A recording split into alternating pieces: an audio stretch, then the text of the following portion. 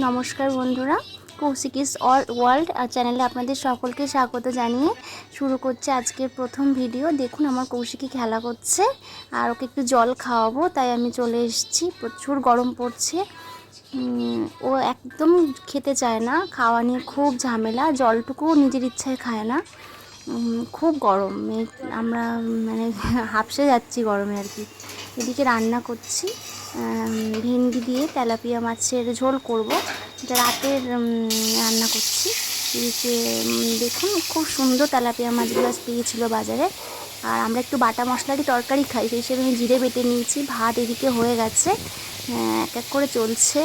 আর দুষ্টু বাচ্চা, তাকে সামলিয়ে সংসার সামলিয়ে নিজেরই পুরো নাজেহাল অবস্থা।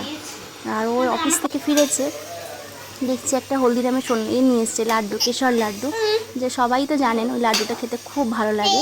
এদিকে এক এক করে রান্নাও চলছে। রাত 10টা বাজে, আমি ভাত বাড়ছি। এই যে আমার ছোট্ট কুকু খেলা করছে।